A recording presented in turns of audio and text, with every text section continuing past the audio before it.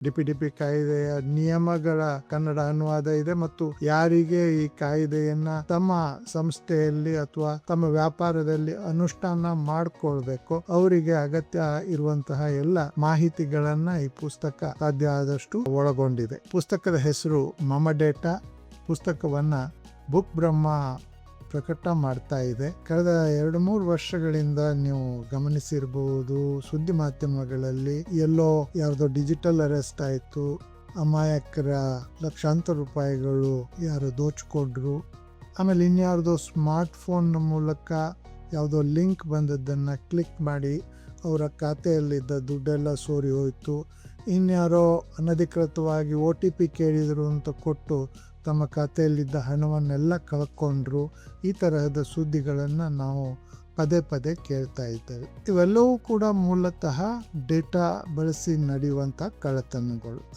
Digital ಯುಗದಲ್ಲಿ ಇವತ್ತು ಡೇಟಾವನ್ನ 2ನೇ ಚಿನ್ನ ಅಂತ ಪರಿಗಣಿಸ್ತಾರೆ. ನಾನು ಈಗ ಹೇಳಿದಂಥ ಎಲ್ಲ ಕಳ್ಳತನ, ವಂಚನೆ ಇವೆಲ್ಲ ನಡೆದಿರುವುದು ಹೇಗೆ ಅಂತಂದರೆ, ಯಾವುದೋ ಒಂದು ಹಂತದಲ್ಲಿ ನಮ್ಮ ಡೇಟಾ ಸೋರಿಕೆ ಆಗಿರೋದ್ರಿಂದ ಆ ಸೋರಿದ ಡೇಟಾವನ್ನು ಯಾರೋ ಬಳಸ್ಕೊಂಡು ಈ ಥರದ ಕೃತ್ಯಗಳನ್ನು ಮಾಡಿರ್ತಾರೆ. ಇಲ್ಲಿಯ ತನಕ ನಮ್ಮ ದೇಶದಲ್ಲಿ ವೈಯಕ್ತಿಕ ಡೇಟಾಗಳನ್ನು ಸಂರಕ್ಷಿಸುವುದಕ್ಕೆ ಬಹಳ ಸ್ಪಷ್ಟವಾದ ಯಾವುದೇ ಕಾಯ್ದೆಗಳು ಇರಲಿಲ್ಲ. ಅದು ಈಗ ಭಾರತ ಸರ್ಕಾರ ಡಿಜಿಟಲ್ ವೈಯಕ್ತಿಕ ಡೇಟಾ ಸಂರಕ್ಷಣಾ ಕಾಯ್ದೆ 2023 ಜಾರಿಗೆ ತಂದಿದೆ. ಆಮೇಲೆ ಕಳೆದ ವರ್ಷ ಆ ಕಾಯ್ದೆ ಅಡಿಯಲ್ಲಿ ನಿಯಮಗಳು ಕೂಡ ಜಾರಿಗೆ ಬಂದಿವೆ. ಹಾಗಾಗಿ ಈಗ ಬರುವ ವರ್ಷ 2027 ಮೇ 13ರಿಂದ ಈ DPDP ಕಾಯ್ದೆ ಏನಿದೆ ಅದು ಪೂರ್ಣ ಪ್ರಮಾಣದಲ್ಲಿ ಭಾರತದಲ್ಲಿ ಜಾರಿಗೆ ಬರ್ತಾ ಇದೆ. ಡೇಟಾ ಯಾರೆಲ್ಲ ಹೊಂದಿದಾರೋ ಅಂದ್ರೆ ಯಾರು ಡೇಟಾ ಮೂಲ ವ್ಯಕ್ತಿಗಳು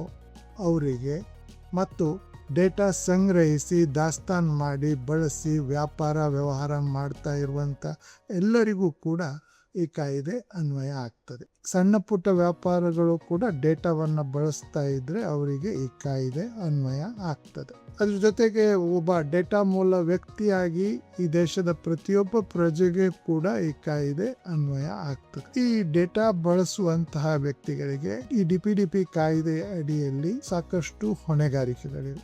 ಯಾವುದೇ ಒಂದು ಸಂಸ್ಥೆ ಅಥವಾ ಒಂದು ಸಣ್ಣ ವ್ಯಾಪಾರ ಯಾವುದೇ ವ್ಯಕ್ತಿಯ ಡೇಟಾವನ್ನ ಪಡೆಯುವುದಕ್ಕೆ ಆ ವ್ಯಕ್ತಿಯಿಂದ ಒಪ್ಪಿಗೆ ಪಡ್ಕೊಂಡಿರ್ಬೇಕು. ಹಾಗೆ ಒಪ್ಪಿಗೆ ಪಡ್ಕೊಂಡಿರೋದಕ್ಕೆ ಅವ್ರ ಬಳಿ ದಾಖಲೆ ಇಟ್ಕೊಂಡಿರ್ಬೇಕು.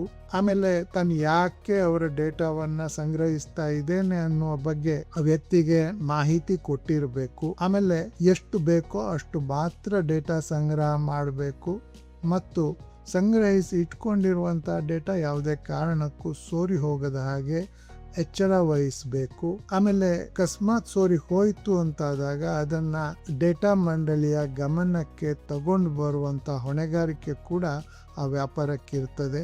ಜೊತೆಗೆ ಒಂದು ಯಾವ ಉದ್ದೇಶಕ್ಕಾಗಿ ಆ ಡೇಟಾವನ್ನು ಸಂಗ್ರಹಿಸಿರ್ತಾರೋ ಆ ಉದ್ದೇಶ ಮುಗಿದ ಬಳಿಕ ಆ ಡೇಟಾವನ್ನು ಅಳಿಸಿ ಹಾಕುವುದು ಕೂಡ ಆ ವ್ಯಾಪಾರ ಯಾರು ಮಾಡ್ತಾ ಇದ್ದಾರೆ ಅವರ ಜವಾಬ್ದಾರಿ ಆಗಿರ್ತದೆ.